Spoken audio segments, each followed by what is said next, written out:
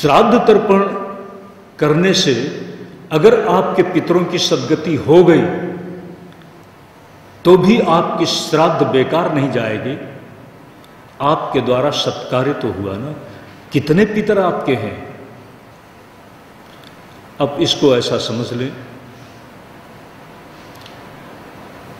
मैं यहां पर अकेला हूं, एक हूं, लेकिन आप सब किसको केंद्र बना करके यहां आए हुए हैं? आखिर मेरा कोई भी कृत्य, मेरा एक भी आपके लिए बोला गया सद्भावपूर्ण शब्द आपके मन में प्रसन्नता पैदा कर देता है। मेरा शब्द एक है, लेकिन आप सब के लिए वह समान रूप से प्रसन्नता पैदा करने वाला है। कभी समूह की प्रसन्नता में बदल जाती है, क्योंकि व्यक्ति से ही समूह बनता है। तो आप अलग अलग होकर के भी भले ही कोई कहीं से है, कोई कहीं से है, लेकिन मेरी दृष्टि में एक आश्रय से आप सब जुड़े हुए हैं। इसी बात के लिए कहा, जब आप उस एकत्व की कक्षा में हैं, आपका अपना स्वरूप, जिस स्वरूप को वेदांत गम में कहा, ज्ञान गम में कहा, उस स्थिति में आप अपने आप को समाहित कर सकें। जनमेजय जी पिता के उद्धार के लिए, अगर पिता का उद्धार हो ही गया है तो भी कोई बात नहीं, लेकिन नहीं उद्धार हुआ है तो कम से कम हमारा यह कर्तव्य है कि अपने पिता के उद्धार की हम कामना करें। एक सत्पुत्र की कक्षा से परीक्षित जी ने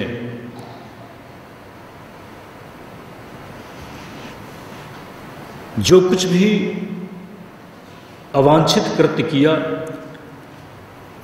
उसके परिणाम से वह बच सके। यदि उसके साथ कहीं वह अपनी इस चेतना से, आत्मा से भटक रहे हो तो उनका उद्धार हो। इस भावना से प्रेरित होकर के जन्मेजय जी ने इस देवी भागवत कथा का श्रवण किया है। देवी भागवत कथा के प्रसंग में हम सब ऐसा नहीं कि हम प्रतीक्षा करें कि कोई हमारी संतान हमारा उद्धार कर देगी, ऐसा मत सोचना। हम गलती करते चले जाएं और हमारी संतान श्राद्ध तर्पण आदि के द्वारा हमारा उद्धार करे, ऐसा नहीं।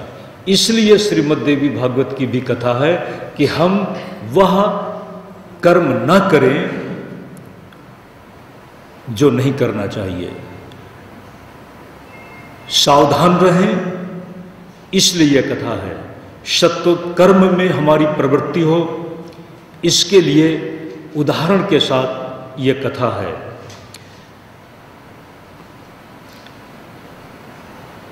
संपूर्ण संसार कर्म के प्रवाह में चल रहा है। कर्म प्रधान विश्व रचि राखा, को कर तर्क बढ़ावे शाखा।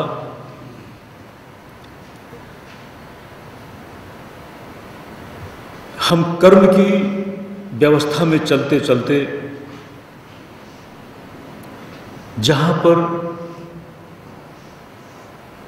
साधना और उपासना घटित हुई है, उन तीर्थों का भी थोड़ा सा सेवन कर लें। उन तीर्थों में जाने की और तीर्थों में निवास करने की हमारी बहुत पुरानी परंपरा रही है।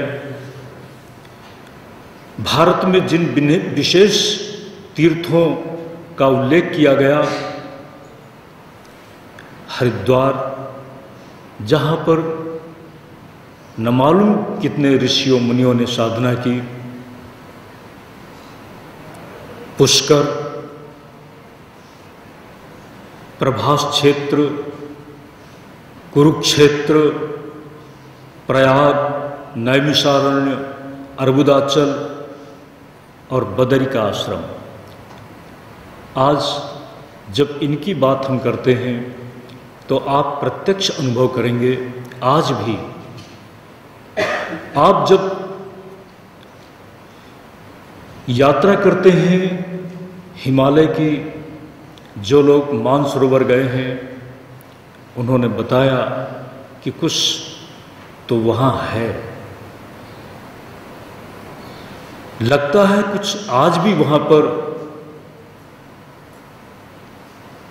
भगवान शिव की लहरें स्पर्श कर रही हैं। कश्मीर आप जाइए, कश्मीर की प्राकृतिक सुंदरता आपको जरूर अपनी तरफ खींचेगी। उत्तराखंड में आप जैसे जैसे उत्तरकाशी, गंगोत्री और बदरिकाश्रम की तरफ जाते हैं तो आपके मन में एक अनजाने में ही आध्यात्मिकता की वृद्धि होती है। आपके अंदर एक देव भूमि का कहीं न कहीं कुछ स्पर्श जरूर आता है। इसलिए कहा कि हमारा संसार निरंतर काम की व्यवस्था से चल रहा है और जहाँ पर भी काम है, क्रोध है, लोभ भी होगा। सामान्य व्यक्ति की तो बात क्या है, व्यास जी महाराज ने जन्मेजय को कहा है, जन्मेजय, वशिष्ठ और विश्वामित्र भी प्रमाद से, काम से प्रेरित होकर के, लोभ से प्रेरित होकर के अपने ऋषि भाव से नीचे गिर करके पक्षी का जीवन बिताने लगे। एक बगला बन गया, एक आड़ी बन गया। पुरानी कथा है, वशिष्ठ जी हरिश्चंद्र जी के कुल गुरु हैं। विश्वामित्र जी हरिश्चंद्र के कोई संतान नहीं थी। वरुण की साधना से उनको बेटे की प्राप्ति हुई और इस शर्त के साथ कि बेटे को हम जन्म लेने के बाद आपको यज्ञीय पशु के रूप में सौंप देंगे।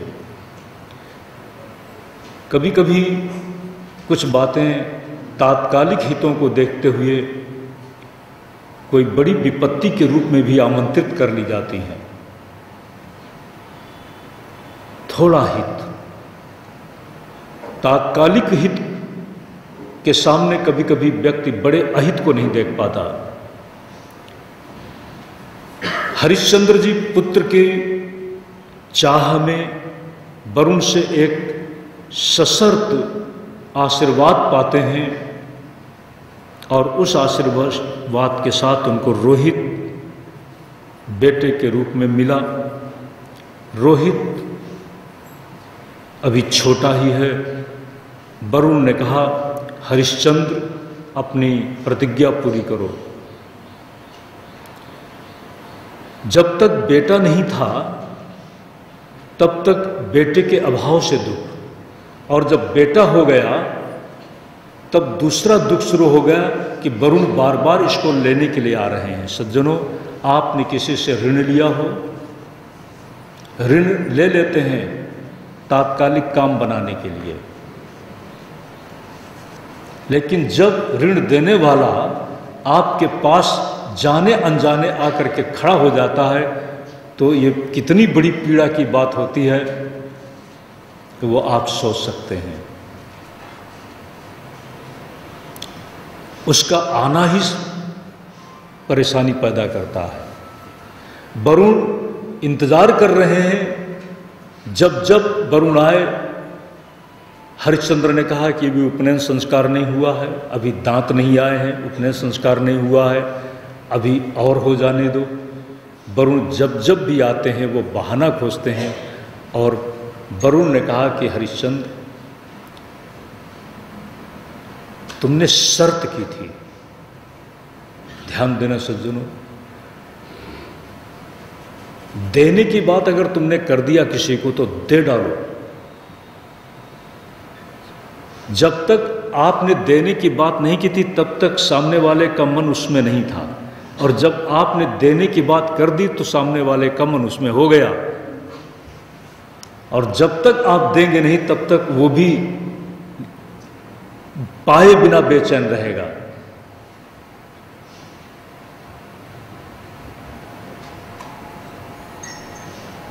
सशर्त रोहित को पाया, लेकिन वरुण आखिर में परेशान होकर शाप दिया जलोदर का।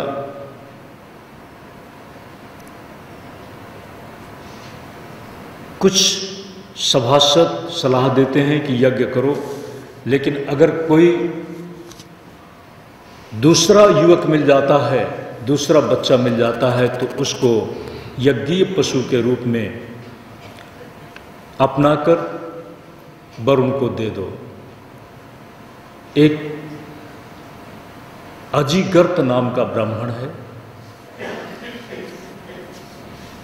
धन के बिना काम नहीं चलता, अजिगर्त अभाव से पीड़ित है। पहले बेटे के प्रति वह स्वयं बहुत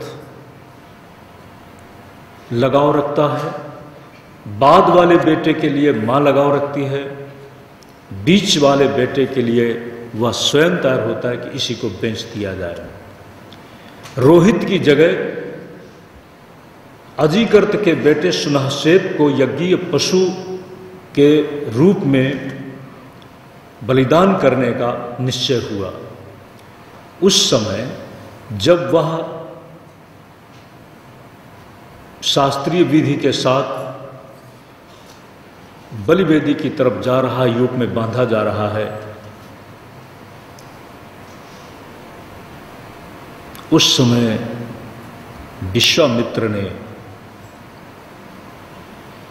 आपत्ति उठाई। सुनहसेब, ध्यान देना सज्जनों, हम सब लोग अपने स्वार्थ के लिए बहुत गलत करते हैं। हम अपने देह को पोषित करने के लिए, हम तो नहीं, लेकिन एक ऐसा समाज धीरे धीरे बढ़ता चला जा रहा है जो निरीह पशुओं को अपने पोषण के लिए, देह की पुष्टि के लिए निर्ममता से, क्रूरता से उनको मार मार करके भक्षण कर रहा है। किसी मांसाहारी व्यक्ति से कहा जाए कि तुम थोड़ी अपनी अंगुली का टुकड़ा दे दो, देने को तैयार नहीं होगा। तुम मत दो, अपने किसी बेटे की अंगुली का टुकड़ा दे दो, तैयार नहीं होगा।